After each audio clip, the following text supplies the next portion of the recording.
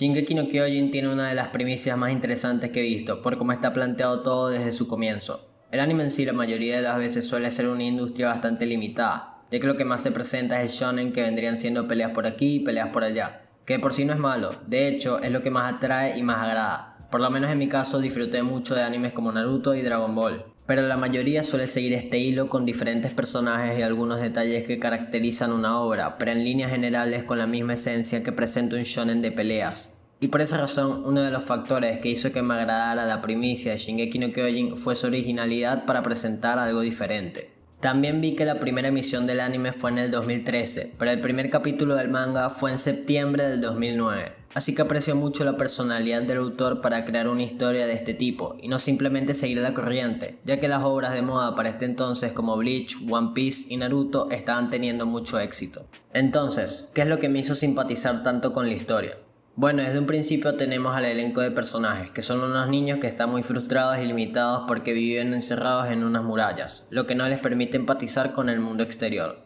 Dentro de estas murallas está muy presente la sensación de comodidad, porque los titanes no los atacan desde hace un siglo, y esto hace que la gente se encierra dentro de su zona de confort. Me gusta mucho cómo se plantea el hecho de cómo los humanos se estancan donde se sienten cómodos. La gente en este mundo ni siquiera es capaz de salir a ver el mundo exterior ni caminar tranquilamente por donde quieran, pero como lo comparan con el hecho de que los titanes los puedan matar, se limitan a quedarse en un mismo sitio antes que arriesgarse para poder tener libertad propia. Para todas las personas, por sentido común, lo más importante es su independencia, porque nadie puede vivir recluido sea cual sea la circunstancia. Entonces acá aparece también lo que conocemos como la mediocridad, ya que solo hay un grupo dentro de las tres murallas que se encarga de buscar la libertad. Y esto es bastante tonto, porque a mí me parece casi imposible de creer que de tanta gente solo haya una mínima parte que busque poder ir más allá, y que aparte los traten de patéticos porque el pueblo no puede ni siquiera asumir sus deseos de ser libres. Veo que dentro de esta historia hay bastante cobardía por parte de toda la gente que critica a la Legión.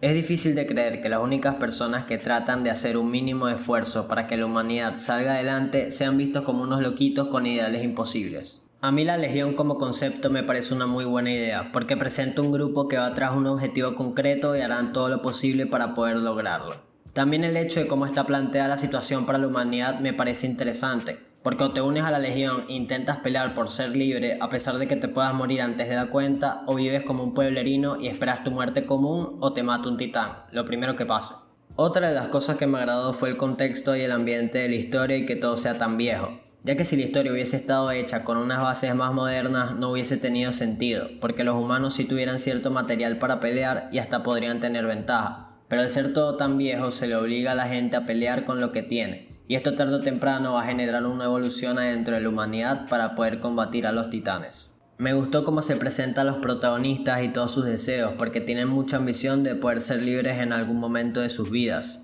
Y esto nos hace de algún modo identificarnos con la historia, porque estamos viendo en primera plana cómo están recluidos, pero esto no los para. Así que ese sentimiento de libertad desenfrenada hace que empecemos a sentir empatía por ellos, ya que la historia supo conectar muy bien con el público los deseos de los personajes. Me parece también que los titanes son algo espectacular, por el temor que les tiene la gente y la intriga que les tienen en esta historia, que en sí está basada en ellos, porque desde un principio nos dicen que son la especie que casi llegó a apoderarse del mundo al casi extinguir a la humanidad, además de tener por sus propios méritos a los humanos recluidos, y lo que más me agrada es cómo se juega con sus apariciones. Porque antes de que apareciera el titán colosal solo se habla de ellos con especulaciones, ya que nadie sabe mucho de su historia, y esto creo que es un muy buen detalle, porque la gente los trata como algo muy lejano. De hecho, el mismo Hannes, que es uno de los soldados de la vanguardia, lo deja claro al hablar con Eren. Y voy a detallar un poco más este diálogo porque me parece muy interesante. Eren, a pesar de ser un niño, tiene el sueño de poder ser libre y no ser uno más del montón. Y esta idea fue lo que lo hizo chocar con Hannes, ya que mientras iba caminando a su casa se lo encuentra empezando a hablar. Y a lo largo de la conversación, Eren se frustra cada vez más,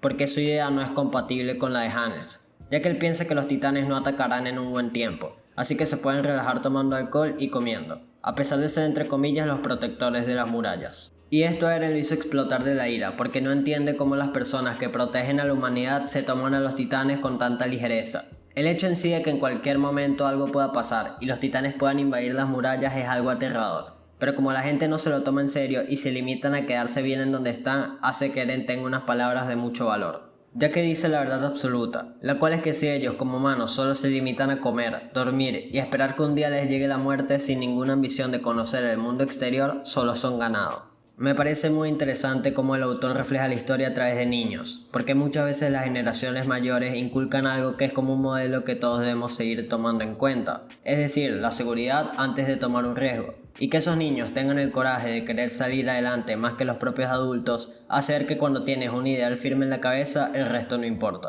Pero hay un factor que le da un toque distinto, que es la crudeza para mostrar las cosas. Me llamó mucho la atención lo explícito, porque el anime en sí suele ser muy conservador y varias veces bastante predecible, ya que por intuición uno sabe más o menos qué es lo que puede pasar. En cambio acá, de un momento para el otro, en una conversación común entre personajes, salió un titán más alto que los muros para atacarlos. Y eso es algo que nunca he visto en un anime, ya que creo que la simpleza a la hora de mostrar acción está bastante sobrevalorada. En muchas ocasiones varios animes se pueden tardar muchísimos capítulos para que veamos algo que ya sabemos que va a pasar porque era muy obvio. En cambio acá, a partir de la aparición del titán colosal, ya no sabes qué puedes esperar del autor, porque mostró de una manera tan simple algo tan importante que con eso logró generar mucho impacto. Creo que lo sencillo muchas veces es mejor que lo complejo, así que considero mucho el ideal del autor de mostrar sin miedo y sin filtro a los titanes. La agonía también fue otra de las cosas que fueron buenísimas, porque en un solo capítulo se nos fue construyendo lo principal de la historia, para que de un momento para el otro estén corriendo todos por sus vidas. Esto lo veo como el primer punto clave de esta historia, y seguramente la primera vez de muchas que veamos el miedo de la gente tan a flor de piel. Los titanes llevaban un siglo sin atacar las murallas, y al hacerlo absolutamente todos estaban corriendo por sus vidas de un lado para el otro. Y esta sensación de miedo siento que se transmite de una forma muy buena al público, ya que hay caos en todo el ambiente. Y ese caos atraería la situación que haría corromperse a Eren, porque al momento de que los titanes empezaran a invadir los muros, él saldría corriendo a su casa, porque su madre estaba en grave peligro aparte de estar totalmente sola, y no se podía quedar parado viendo lo que estaba pasando. Así que mientras estaba corriendo a su casa volteó, y ahí fue que miró a su madre entre los escombros. Solo la primera impresión de este momento me parece muy bueno, porque vemos como el mismo Eren que hace unos minutos había peleado con su madre y había salido corriendo de casa, ahora la vuelve a ver tirada en el suelo y sin nada que pueda hacer para moverse. Pienso que en este momento el protagonista sintió lo que de verdad es el mundo real, porque antes de que pasara todo esto se nos muestra como un chico inmaduro que le discuta a todos y siempre va detrás de la pelea. Y aunque tenga un ideal muy interesante, toda esa personalidad de ser agresivo y siempre llevar de la contraria a su madre lo hacen ver como lo que es, un niño.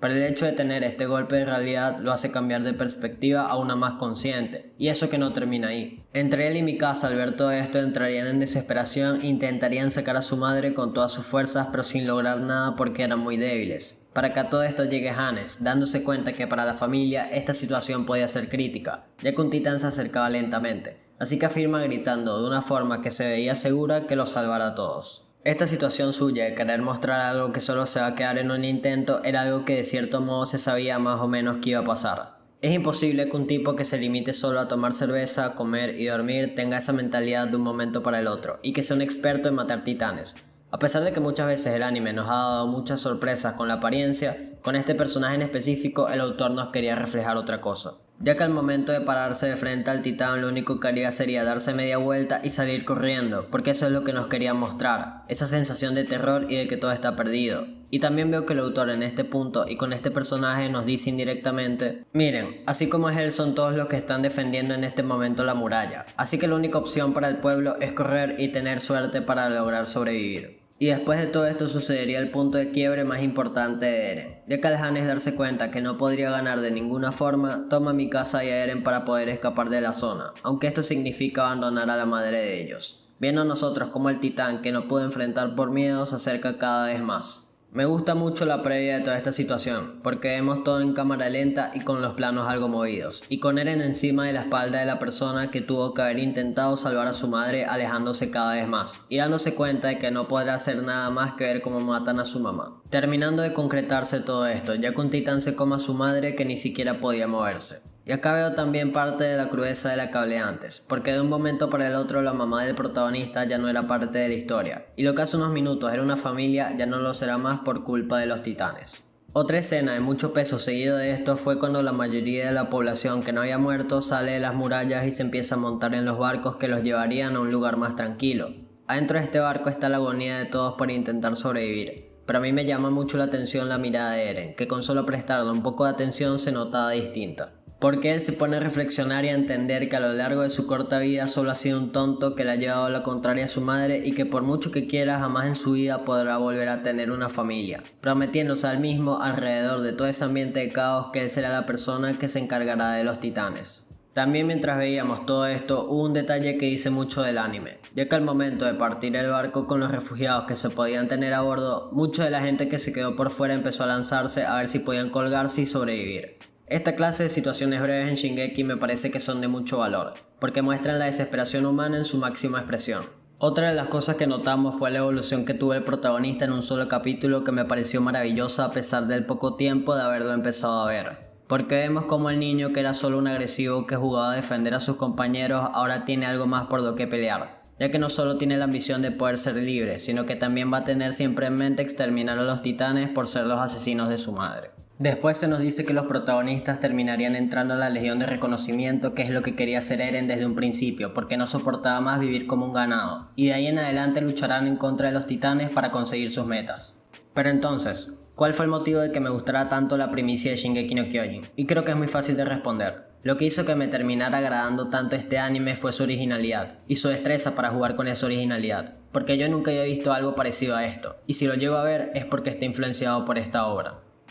El autor supo crear un mundo increíble y que a raíz de eso tiene muchas cosas para desarrollar. Entonces la magia de esta primicia es su habilidad para enganchar al público mediante una idea única y una seguidilla de crudeza y ambición que se suele ver bastante poco en el mundo del anime.